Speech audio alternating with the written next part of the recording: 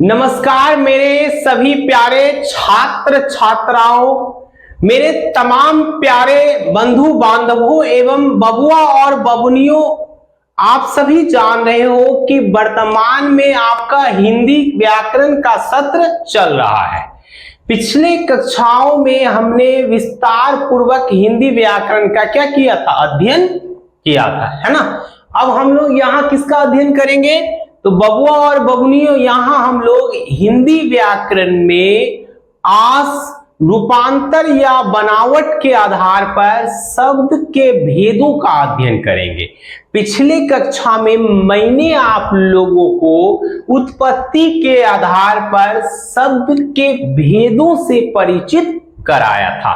हमने या हम लोगों ने वहां जाना था कि उत्पत्ति के आधार पर शब्द के मूल रूपेण 5 भेद होते हैं। हमारा पहला भेद है देशज शब्द, विदेशज शब्द, तत्सम शब्द, तद्भव शब्द या और वर्ण संकर शब्द। कितने भेद? तत्सम, तद्भव, देशज, विदेशज, वर्ण संकर।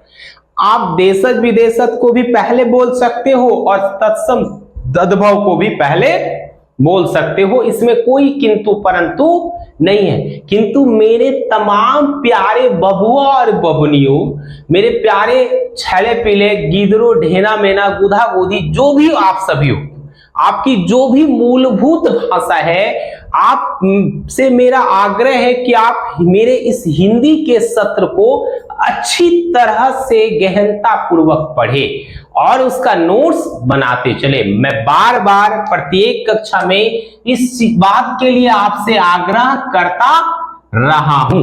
अब हम लोग क्या जानेंगे, तो अब हम लोग जानेंगे रूपांतर या बनावट के आधार पर शब्द के भेदों के बारे में। चलिए,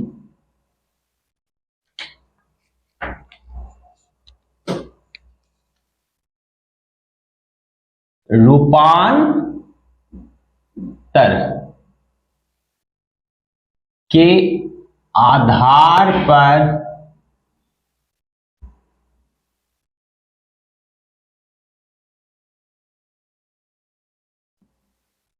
शब्द के भेद, इसी को हम लोग लिखते हैं बबुआ की बनावट के आधार पर शब्द के भेद।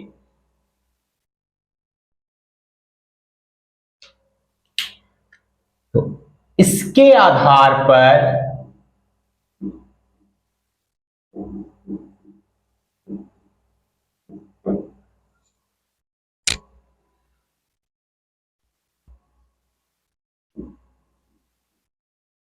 मुख्यतः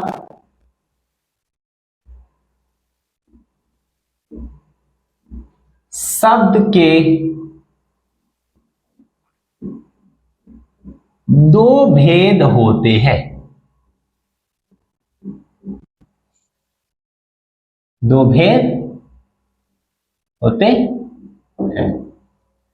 अब वो 2 भेद कौन कौन सा है? हमने जान लिया कि रूपांतर या बनावट के आधार पर शब्द के कितने भेद, तो 2 भेद। अब 2 भेद कौन कौन सा है बबुआ और बबुनियों, बारे में क्या करना है, हम लोगों को जानना है। तो पहला भेद है हमारा विकारी शब्द। कौन सा शब्द? विकारी शब्द, याद रखना है। और हमारा दूसरा भेद क्या है मेरे प्यारे बबुआ और बबुनियों, तो इसको कहते हैं हम अविकारी शब्द। अविकारी शब्द, थोड़ा इंक कम है।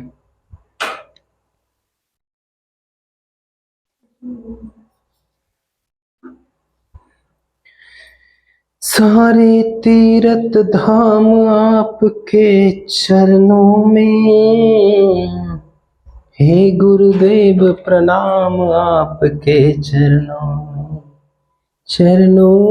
में। सारे तीरथ धाम आपके चरणों में, हे गुरुदेव प्रणाम आपके चरणों में। तो बबुआ और बबुनी लोग, हमारा जो पहला भेद है का है जी, वो तो वह है विकारी शब्द। क्या है? विकारी शब्द। देखिए अब बढ़िया से सुनिएगा, कहीं कि यही तो है जो ना सुनिएगा वही एग्जाम में लिखिएगा, और ना सुनिएगा बबुआ तो एग्जाम हॉल में कपार पीटने के सिवा आपके पास कोनो दूसरे का विकल्प बचने वाला नहीं है। जाइएगा एग्जाम में कपार पीटिएगा। तो बबुआ मेरे, विकारी शब्द हम उस शब्द को कहते हैं, है ना, विकारी शब्द हम उस शब्द को कहते हैं जिस शब्द को हम लिंग, वचन या कारक के आधार पर कई रूपों में परिवर्तित कर सकते हैं। जैसे लिंग के आधार पर हम शब्दों को कितने रूपों में परिवर्तित कर सकते हैं हिंदी व्याकरण में? तो दो रूपों में। एक है हमारा पुल्लिंग और दूसरा है हमारा स्त्रीलिंग। वचन यानी संख्या के आधार पर भी हम शब्द को दो तरह से बांट सकते हैं। एक है एकवचन और दूसरा है बहुवचन। तीसरा, कारक के आधार पर भी हम शब्दों को कई रूपों में व्यक्त कर सकते हैं, जैसे कर्ता कारक, कर्म कारक, करण कारक, संपादान कारक, अपादान कारक, अधिकरण कारक, संबोधन कारक, संबंध कारक। इन सभी आधारों पर हम क्या कर सकते हैं? उनको हम बदल सकते हैं। जैसे आप उदाहरण के तौर पर समझिए, मैंने एक शब्द लिया लड़का। अब बताइए इसका पुल्लिंग, ये लड़का पुल्लिंग है तो डेफिनेटली इसका स्त्रीलिंग कुछ होगा ना। क्या होगा? लड़की। क्या होगा? लड़की। अब देखिए यही, ये मैंने किसके आधार पर? तो लिंग के आधार पर। किसके आधार पर बबुआ? तो लिंग के आधार पर, है ना। अब इसी लड़का को हम वचन के आधार पर ले लेते हैं तो क्या हो जाएगा? लड़का। और लड़का एक वचन है, इसका पुल्लिंगवा कौन सी होगा जी? लड़की। है या नहीं? इस चीज पे आपको ध्यान देना है। अब इसी को हम कारक के आधार पर ले लेते हैं तो बहुते हो जाएगा। कर्ता ने, सॉरी लड़का ने, क्या हो जाएगा? कर्ता कारक, लड़का ने। अब बताइए इसी को कर्म कारक में भी चेंज कर सकते हैं ना, लड़का को। तो कई जगह पे हम क्या है इसका उपयोग कर सकते हैं। तो वैसे शब्द जो लिंग, वचन या कारक के आधार पर अपना रूप बदलता है, इसी को तो कहते हैं विकारी शब्द। कोना डाउट? अगर डाउट है तो आप कमेंट सेक्शन में जाकर कमेंट कीजिए ना, तब अगला क्लास में हम आपका डाउटवा क्लियर कर देंगे। ऐसे तो लग नहीं रहा है कि किसी प्रकार का डाउट होना चाहिए।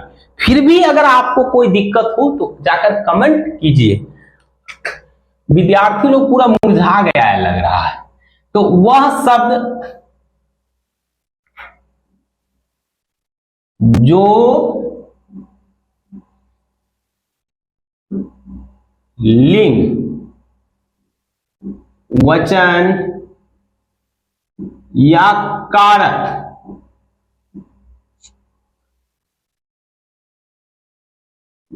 के आधार पर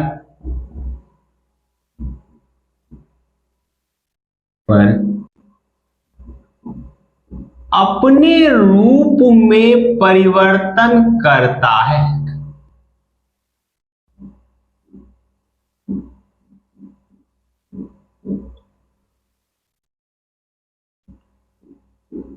करता है उसे विकारी शब्द कहते हैं।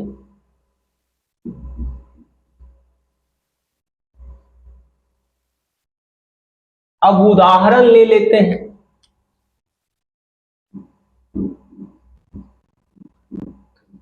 का हो जाएगा उदाहरण? जैसे गाय। अब गैया का उल्ट स्त्रीलिंग पुल्लिंग होगा ना जी, है ना। जैसे ले लो गधा,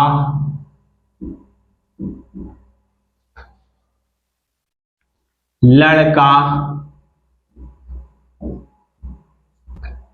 है ना, लड़की,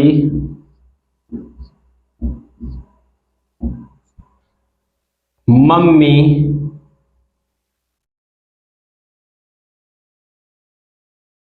दादा,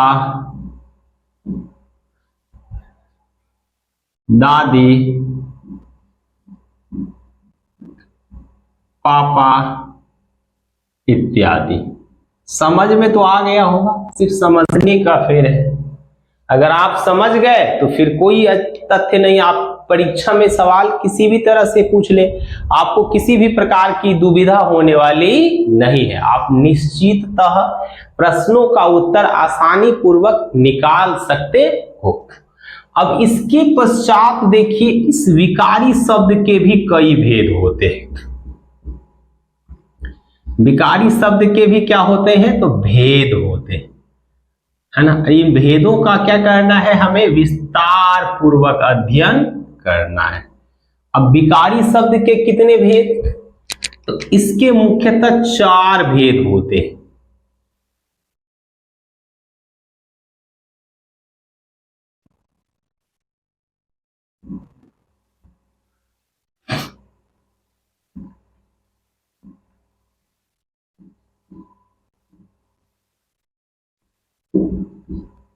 कितने भेद, 4 भेद होते हैं।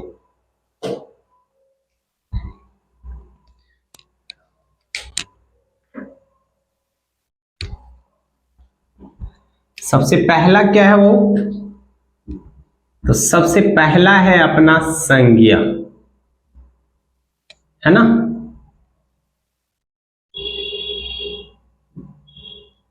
दूसरा क्या है,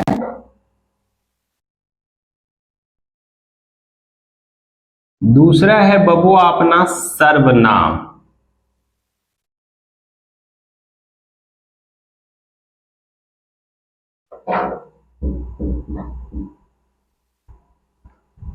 तीसरा है आपका विशेषण।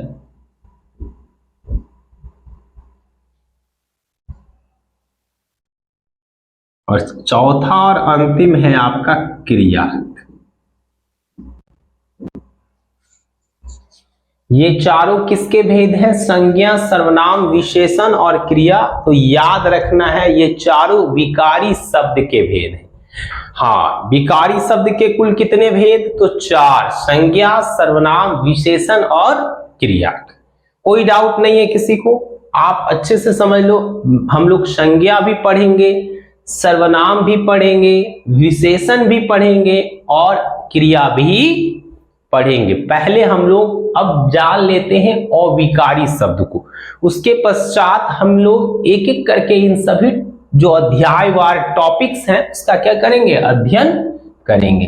तो हमारा 2 नंबर में क्या है बबुआ और बबुनी लोग, तो 2 नंबर में है मेरे सभी प्यारे गिदरो, आप बोलते रहिए, है ना, अविकारी शब्द। अब आप बोलिएगा कि गुरुजी ये अविकारी शब्द का होता है, ये तो आप हम लोगों को कंफ्यूजन में डाल दिए, ये अविकरवा का होता है जी।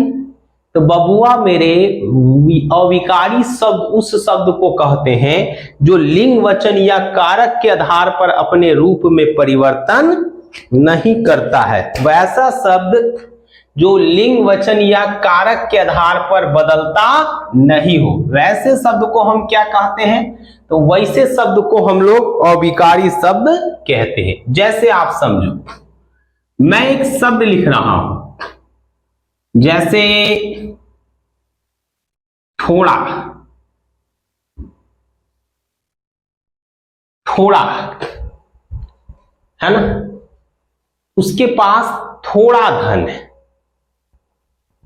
कितना धन है, थोड़ा, या वह धीरे धीरे चलता है ना, वो धीरे धीरे चलता है या वह धीरे चलता है, वह तेज दौड़ता है ना। तो बताइए ये जो थोड़ा है, मान लेते राम के पास थोड़ा धन है, और सीता के लिए जब आप बोलते हो तो सीता के पास भी थोड़ा धन है, ऐसा थोड़ी ना बोलते कि सीता के पास थोड़ी धन है। तो ऐसे शब्द जो लिंग के आधार पर, वचन के आधार पर और कारक के आधार पर अपने रूप में परिवर्तन नहीं करता हो, वैसे शब्दों को बाबू हम कहते हैं अविकारी शब्द। अब जैसे राम धीरे धीरे चलता है या राम धीरे चलता है,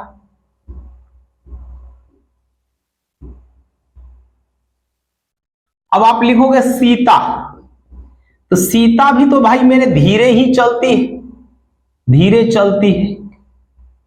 ऐसा थोड़ी ना कि सीता धीरे चलती है, ऐसा हुआ इस शब्द के रूप में किसी भी प्रकार का परिवर्तन आया? नहीं आया। राम धीरे चलता है, वे लोग धीरे चलते हैं, चाहे एक आदमी रहे चाहे एक से अधिक लोग हों। तो वैसे शब्द जो लिंग वचन या कारक के आधार पर अपने रूप में परिवर्तन नहीं करता है, बबुआ मेरे, वैसे शब्दों को हम क्या कहते हैं? तो वैसे शब्दों को हम लोग कहते हैं अविकारी शब्द। लिख दूं मैं, वह शब्द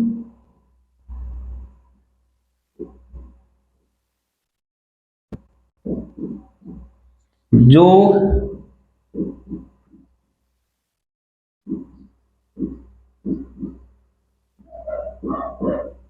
लिंग वचन या कारक के आधार पर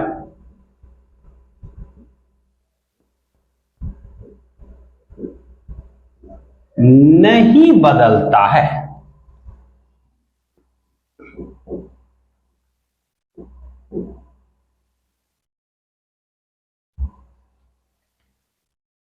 उसे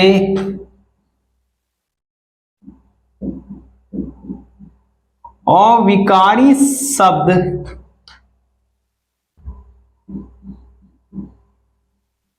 कहते हैं। कौन सा शब्द कहते हैं? है ना, अविकारी शब्द कहते हैं। उदाहरण के तौर पर आप ले लीजिए,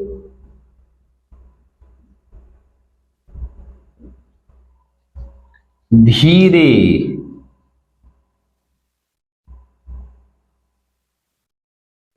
तेज, साथ, ज्यादा, बहुत,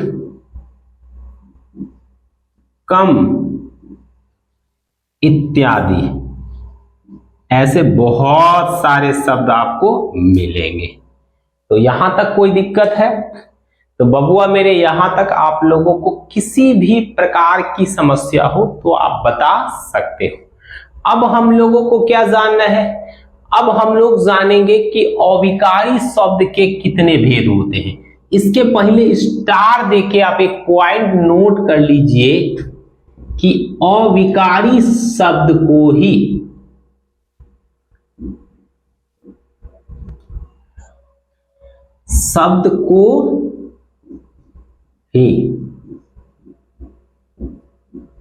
अवयव कहा जाता है। क्या कहा जाता है? अवयव कहा जाता है।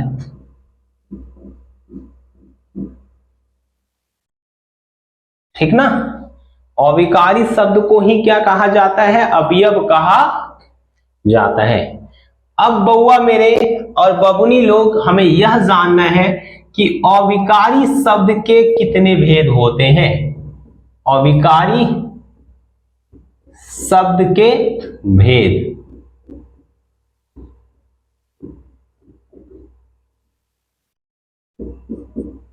तो इसके भी मुख्यतः 4 भेद होते हैं। कितने भेद होते हैं? तो इसके भी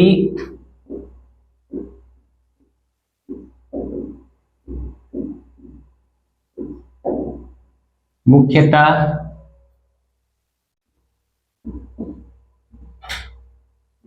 4 भेद होते हैं।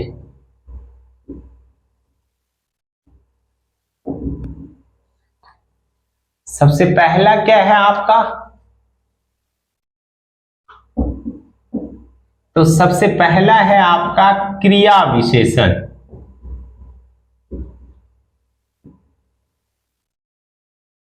है ना? दूसरा है बउआ मेरे संबंध बोधक।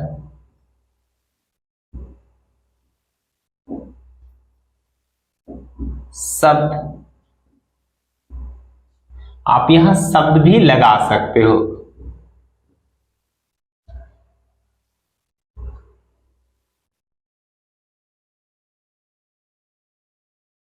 तीसरा है आपका समुच्चय बोधक,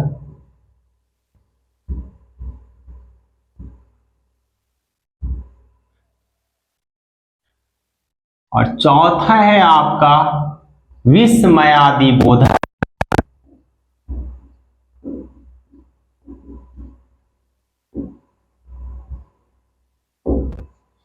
आप जाकर देख लीजिएगा, बीपीएससी शिक्षक के जो है परीक्षा में अब भी यहां से एक क्वेश्चन आया हुआ है ना, उस यहां से विस्मयादि बोधक से एक सवाल आया हुआ है। हम लोग जब एक एक करके जानेंगे तो मैं प्रीवियस ईयर के पूछे गए सवालों से भी आपको परिचित कराता चलूंगा।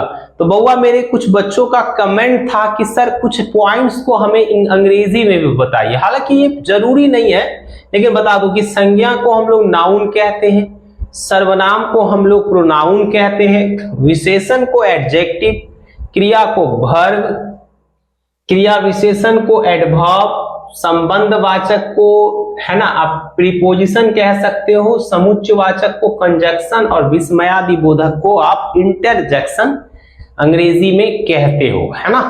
तो मेरे सभी प्यारे छात्र छात्राओं, अब आगामी कक्षा में हम लोग सारे जो 8 टॉपिक है, 4 विकारी शब्द के और 4 अविकारी शब्द के, इन 8 टॉपिक्स का हम विस्तार पूर्वक क्या करेंगे, अध्ययन करेंगे। आपको अंग्रेजी में इन्हीं 8 टॉपिक को पार्ट्स ऑफ स्पीच के नाम से जाना जाता है। वहां कोई 100 शब्द के एक्स्ट्रास भेद नहीं है, वहां डायरेक्टली शब्द के 8 भेद होते हैं, लेकिन हिंदी व्याकरण में हमें इनका गहनता पूर्वक क्या करना होता है, अध्ययन करना होता है। तो हम आज का सत्र यही रहने देते हैं। अगले कक्षा में हम एक जो है ताजगी के साथ, एक उमंग के साथ आप लोगों के समक्ष उपस्थित होना चाहेंगे। मेरा आप सभी तमाम छात्रों से भी आग्रह है कि आप मन लगाकर गहनता पूर्वक अध्ययन करो, ताकि आप अपने उज्जवल भविष्य के लिए यहीं से मार्ग क्या कर सको, तैयार कर सको। इसी के साथ मैं जितेंद्र सर आपसे विदा लेता हूं। जय हिंद, जय भारत, जय मेरे तमाम प्रिय छात्र छात्राओं।